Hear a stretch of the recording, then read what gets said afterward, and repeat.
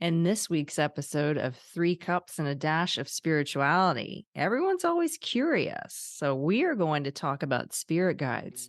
How do you connect? How do we connect? Stay tuned.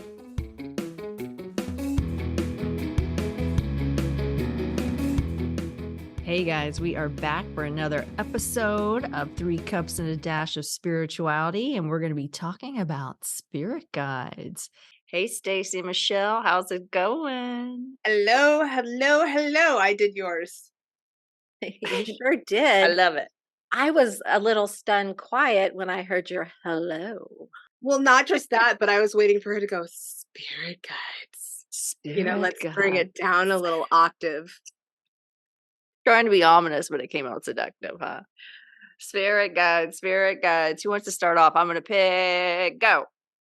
Stacy. Ooh. That's not picking. That is I just knew. saying I was go waiting and for you hoping to the say best. that. Okay, so my spirit guide is Simon, and Simon's a dick. Oh, you're in so much trouble. I know you should have seen him react to that because typically I'm connected to him, but I say it more often than not. So my spirit guide, I've been working actively with him now for probably closer to a year and a half, 2 years. And he's been my spirit guide probably my entire life. I think he's been here all along. His name is Simon, and he is sarcastic and not always the most helpful interaction that I have because he gives me a lot of information that sometimes does not do anything for me other than tells me shit things that are going to happen in my life. There, I started. It's not too bad. He tells you good things too. I mean, you're not wrong. That's I'm not stunned bad. silent. I really am again, twice. Okay, what about mine? I don't have a name for mine, but it did start off as a slow process. Everybody knows if you've heard the other ones. I grew up in a religious family, then I went atheist, which was really important, and then my guide started waking me up by moving things. And by this time, I was a therapist, and so I could look at it and go, okay, well, I'm not schizophrenic. I'm not, when, off their medication schizophrenic. I can literally see the book just move. I can sit down, by that time also I'd seen a psychic, so I was opening up to the possibility of this stuff. And in my own mind, I said, psychic ability is just like tapping into your unconscious. There's into, all the things that are out there. And that's was my scientific viewpoint. But spirit guides kept working that relationship with me, which was really important so I could start trusting it. I needed big stuff. So you may get big stuff with yours starting out, or you may not. It may be a gentle. Mine was like pushing you in the pool. What about you, Michelle? Well, I started my spiritual awakening in 2019, late 2019. And before then, I'd be laying in bed sometimes because I have the habit of worrying or getting very anxious at night, like thinking about everything I said during the day, thinking about everything I need to do, worrying about my kids. And I'd always have this voice come through that it wasn't my own saying, "Stop it, you're being ridiculous." So that has always been present. However, when I started awakening, I started discovering a little bit more about my spirit guides. I have a main spirit guide. He told me his name was Shiloh when I first met him. Ooh. He is an angel. Um, and then he's always come through with like a purple color around him. And then one night was in bed and all of a sudden I saw this like bouncy little karaoke ball. That's how I can explain it. It was like a red energy. And I'm like, that's a different spirit guide. So I have two. I've actually come to find out there are like five that I work with. They each have different assignments. Shiloh is my main guide, and the others come through as colors also. And yeah, I love. They each add so much value to my life, and I get pulled to whatever one I need at any given time. So I love that you just said that, and I'm gonna actually add on to it if it's okay, because I do actually have two spirit guides, and this is the cool thing is you can have more than one, and that are typically there for different purposes. So Simon is my main guide, and while I'm getting the stink eye from him right now, he is there to help me kind of in all areas, I'm gonna say. Not necessarily specific. He helps me with psychic readings, he helps me with clearings. He's the one that is always typically front and center when I'm doing things that have a spiritual component to them. However, I do have another spirit guide that is she's known in my family as Gamu, which I believe is my mom's great great grandmother. And she has kind of shown up a lot whenever I need more protection or I need to shift my protections in some capacity. And if I don't do it quick enough for her, I will sit in meditation and see a woman, like an elderly woman, waving around a wooden spoon at me, like they're gonna like beat me with it until I actually listen. So I get that message from her very strongly when something needs to change. And so it's gotten to the point where now if I don't listen to her quick enough, all I see whenever I close my eyes is a wooden spoon. And I'm like, you know, that's Does not it work though? I mean it gets my attention for sure, but different they both have different roles though, which is the cool thing that you just said. I wish I saw colors. I wish they showed up prettier than they do. Simon Yeah, just looks my I like a wish I grumpy didn't have a asshole wooden man. spoon.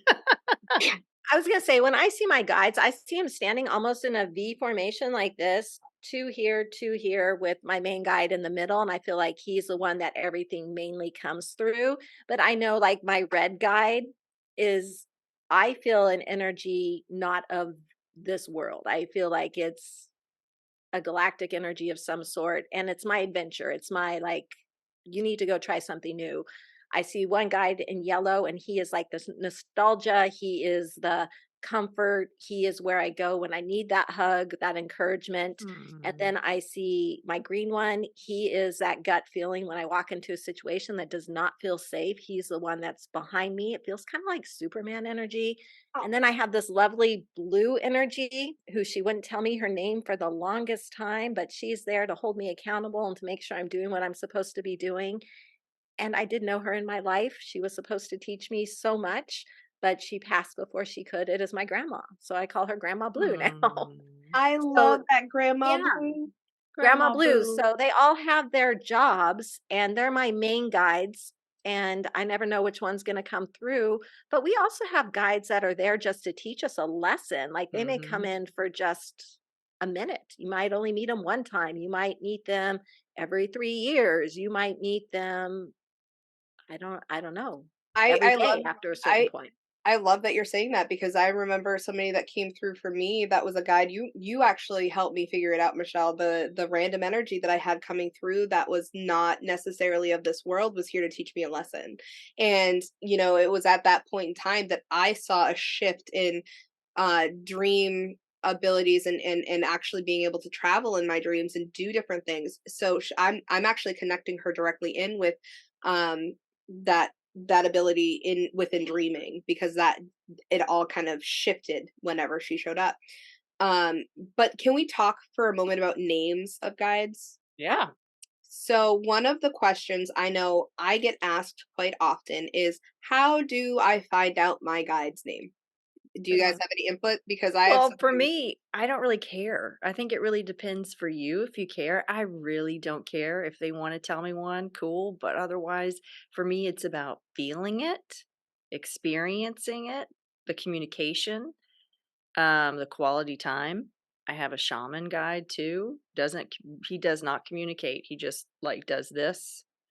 Um, I don't need names.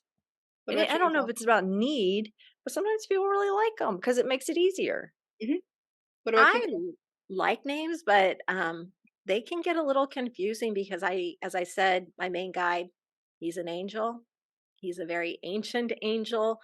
He told me his name was Shiloh, but come to find out later, that's not his real name. So now I don't know what to call him. I either call him Shiloh, Sam, or his by his other name. I don't know what to call him. So that's a little bit confusing to me. I just know he's there and I recognize him when I see him. Um, yeah, the other ones, I think it was just for me because they have very normal names. Like my yellow guide, my nurturing guide is Gus. He reminds me of a big teddy bear. And my other guide, his name is Henry, the green one, the Superman like one. Well, there was a Henry that played Superman once, so maybe that's where it came from. It works for me. So I'm gonna throw out there that the names are typically mostly for us because we are so human, and sometimes we need to have this label to refer to our guides as. So as as I said, my lead guide is Simon, and it is it his name? I don't know. It's one that I'm comfortable using, and he's fine with me calling him, because it's that mutual relationship that kind of creates a sense of comfort for us to continue to work with our guides. I know there have been people in the past that have come to me saying, "What's my guide's name?" And I'll have a name come to me, and they love it because now they have this reference point of something that they can call this entity that has been there to help them their entire lives. What I'm going to offer though is if there is a name that our listeners are drawn to and they feel like my guide's name is Joe, cool. Call him Joe. I guarantee you, unless he's really against that name for whatever reason, if your comfort and your ability to continue to work with him or talk to him more is there with the name Joe, go with it. Call him Joe. Just have fun. Remember, you bring in your higher state of joy, higher vibration, and the intuitive flow. Have fun with it. Yeah. Yeah, I people mean, ask about guides all the time. So I do have another question. I'd love to get your input about it. Very often, some people say that guides have never had human form. What do you think about guides? Who can guides be? Have they never lived or walked this earth? Have they walked this earth? Are they in your soul group? Like, what do you all think? Mine are soul group. Mine were in families, and well, I'm only thinking of three, and definitely families in past lives. well, and I'm gonna say my answer to your question is yes to all of the above. Mm-hmm. I don't think there's any right answer for guides. They can be anything. Mm-mm. They can have never had a meat suit. They could have never walked the earth, or they could have had 50, 100 lives and be here to just chill with you and see you continue to live in your meat suit and experience different things. Or they could be archangels. I'm sorry, your meat suit reference. You did it a couple episodes ago. I'm like, I just can't. That All just I like see is makes me Lady think of Gaga. Hannibal Lecter or All I something. see is Lady Gaga. Okay, you see Hannibal Lecter. I see Lady Gaga. And I appreciate both references, which is why I'm going to continue to refer to our bodies as meat suits. So I'm gonna throw out there though the reason that I call bodies meat suits is because I think it actually lightens a little bit of the thought process around death. Okay, and Mm. so hear me out with this one. If you think about the human body passing, we still have our spirit form. We still essentially we go back to spirit, we become one with the universe. Whatever your personal belief systems are, we go to heaven, we go to hell, whatever your personal belief systems are. This is what happens when we lose our meat suits, when our human body passes spiritually. We go on to the next phase, whatever that is, whatever our personal belief system is. So I personally feel kind of, I don't want to say making light of, but looking at the body and the spirit as two separate entities in a way allows us to release death or accept it a little bit easier, which is why I refer to the body as meat suits. Makes sense. Okay, well, let me ask you guys this question because this conversation has sparked it. We have guides that we are connected to in our soul group or our higher self. So we have our higher self. We are a piece of our higher self. When we die, we go back to it. So do you think in the lives of other people, we are the guides that we have signed up to be the guides for other people, Sure, other family members? sure. I mean, Did that make sense? it did Yeah. because Okay. you're basically you're referencing the fact that, so going back many episodes, I know we talked about time at one point or another. If we step into this physics belief system that time doesn't really exist, it's a human created thing, there is no reason to assume that we are just living one life at a time. We can be living an unending amount of lives all at the same time. So why can't we be a guide in another, for Yeah, another and life, for what another my person? guides came through and said is anything's a possibility. Anything's a possibility. And I guess the challenging thing about that is, you can't come up with something that is so outrageous where we would be like, "No, that's not possible," because anything really is possible. Anything's possible. And what I love about us and what we say in our podcast is we're students of the universe. And we don't have all the answers, and it's fun just to explore and listen to what our intuition and guides say. As students of the universe too, like, we have our comfort zone and we get to push Mhm. it and decide and figure out how to use our own abilities within the next lesson, which can be Mhm. challenging. I am finding that very challenging in a couple of things that I'm doing right now. So I hope that Like makes sense. what? Like what? Like the forensic, psychic Oh, detective super stuff that I'm fun. doing, stepping into that, I find I don't learn real well when I have other people around me who are, like, throwing out their answers because I start Mm, comparing myself yeah, to them. So I have to step out of that and find a way that works for me to step into it, unique to me. When we talk about astral travel, like, we're doing something completely different with our energy. We're having to, for me, like, project it out or to visualize it different. And it's just a learning process. It's just part of the next step. What are we capable of? Anything is possible. So, how do I yeah. push myself to get there? How do I make my abilities work for me in this new scenario? I think it's That makes time to sense, start reading hopefully. the book. I think it's time to start reading up on it. Yeah. Well, I'm also gonna throw out there too, because you're sparking within me that it's the human um experience meets the spiritual experience, because there are things that I struggle with. Mhm. You know, I was looking at something a couple weeks ago, and I was really like, I connected with my guides. I was convinced like this is going to happen for me. This is without a doubt. Like I had this gut feeling like the answer is yes, moving forward. The answer is yes. This is my next step. And then all of a sudden it didn't happen. So I kind of took a step back going, so is there a lesson here, or did I step into some sort of self doubt and I kind of tripped up my own energy? And I remember I looked at a friend of mine and I said, what the hell? Like everything was saying yes. Everything was saying yes. And then when it didn't happen, I was like, I don't understand. And she said, it's not necessarily that it didn't give you what you needed. So she's like, the answer is still yes. That's It's what my guys were just saying. The she's answer is still yes. It's just not the time it's but the answer is yes. it's just not in the way you were expecting it Yep. Yep. to be. And she said this got you to do the next steps that Yep. you were perhaps not wanting to do, not because of laziness, but because You're busy. and you get stuck, right? So Mhm. updating things, doing things in your life kind of gets put to the wayside because we're human. And when human meets spirituality and you get excited about something, and I'm going to use an example because that's not real life, okay? But if somebody wants a boyfriend, just from lots of, Muffin. thank you. You're Um, welcome. Michelle's gonna do it one of these days. If No.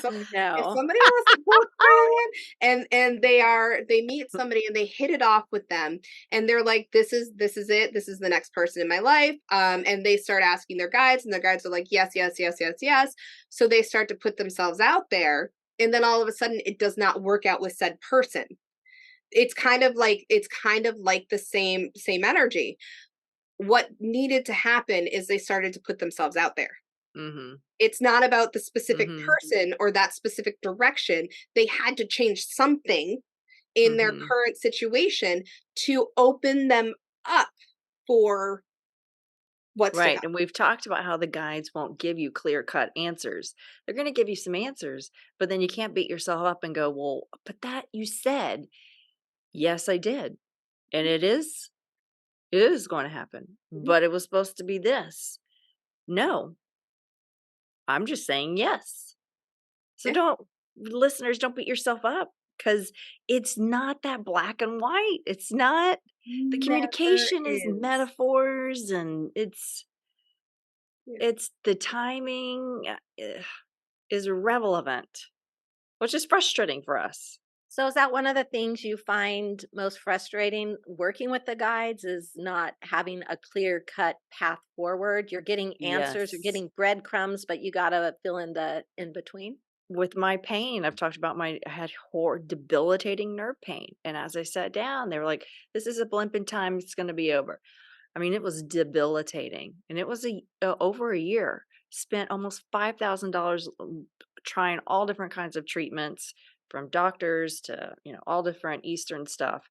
And finally found someone and it released. And it was like, oh, they were right. But they were telling me yes, and I was like, "Okay, yes, going to this person that's gonna heal it." No. But it was a step that you needed to take It to was get to the healing that you actually needed. and I learned if they would have said, "Okay, it's gonna take this long, you're gonna meet this person," then I'm not gonna take that journey, and I'm not gonna have empathy for people who go through pain because what I learned. I could read this all day, but because I now know pain changes your behavior. It changes your thought process. It changes your outlook. People living with debilitating pain, I have so much more empathy for them because some people are like, God, they're so cranky, or God, they're this. And it's like, oh, I get it. I get it. Mhm. Well, and I'm gonna throw out there one of the things that really comes up for me is sometimes my guide has given me some really really really powerful messages, some really good stuff, down the pike that's coming, some things that I'm looking forward to, in 5 or 6 years. However, I know sometimes they give me really really good things when really really challenging things are going to be coming up in my life. And so it's almost like this double-edged sword of I'm going to give you this really cool visual, but hold on tight. It's nice to know we have these cheerleaders in our corner, even though sometimes they're not, I mean, they're always cheering us on, but it doesn't feel like the messages coming Yeah. through are so happy. But I will say that during a lot of the readings that I do and a lot of the people have talked to about things, they're always interested and curious about how to connect better with their spirit guides. How do you get to that point where you're having the conversation? Do you have any advice, either of you? My suggestion is always to just talk to him. Start by talking to him. When you're alone or when you're even with other people in your mind, see your spirit guide and start talking to them. I talk to Simon regularly. I'm not necessarily talking out loud, but I'm talking in my mind, asking questions, and acknowledging his presence, acknowledging that I know he's with me, and that will start to open you up to any communication that they have in return, because you're actually building that relationship, because they're not going to connect with you if you don't know they're there. Even if they're trying, even if they're standing like here screaming in your face, you're not going to be able to see or experience them because you have not acknowledged their presence. So it really starts that's the ground zero. Start talking to them. Start talking to them, show your gratitude when things show up and say, please Hmm. continue that. I think that's really important. And I know I've said this before in the podcast, but it relates here. Be open to how that information comes through because some people will be able to clearly see their guides. Some people will be Yeah. able to hear their guides or to smell their guides. It's going to be unique to you. So just be open to how that comes through and ask for more. That would be my advice there. I don't know. Do we have time for a short exercise? We're Whatever y'all using want. time like arguing about it. So Whatever just do the y'all want. damn exercise. Okay, let's do it because they're showing me this image. Y'all ready? Yes. So we're all going to close our eyes, start taking some deep breaths to really ground in the moment,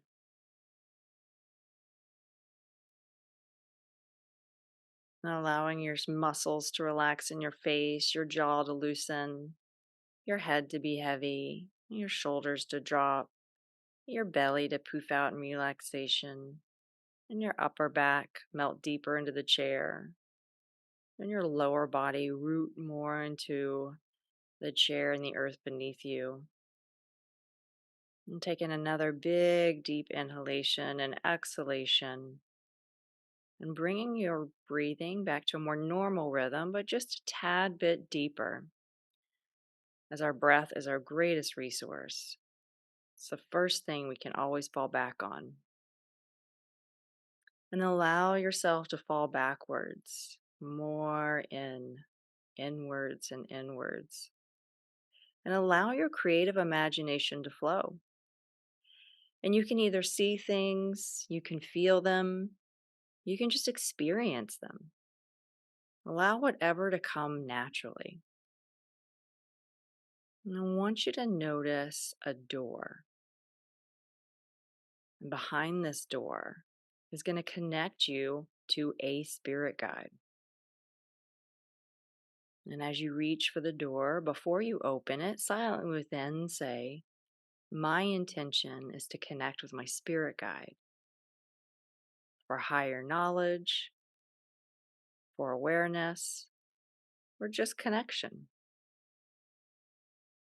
And as you open the door and you step in and shut the door behind you, and notice that there's stairs going downward. And with each step, as you descend more and more, you're becoming deeper within yourself and closer to the spirit guide, away from the world and more into the unseen world. In a relaxed and loving space, you continue to descend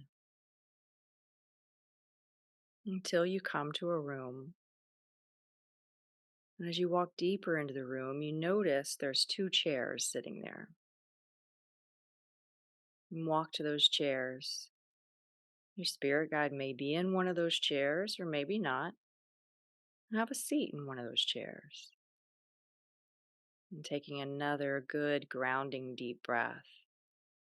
Feeling grateful, calm, secure, at peace, excited. And silently within say, I'm now ready to connect with my spirit guide.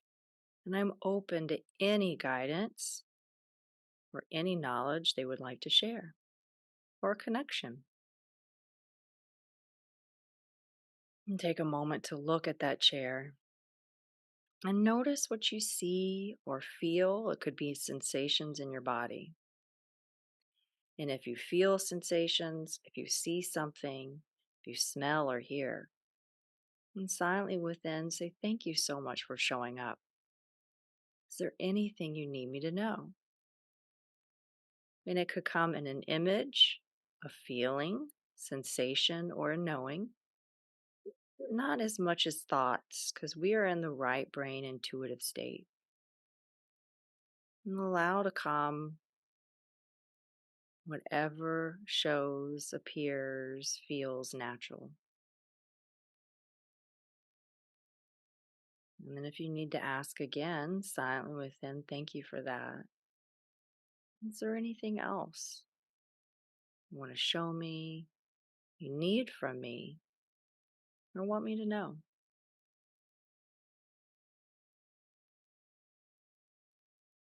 And as you express your gratitude, you stand up. If you'd like to embrace, you can.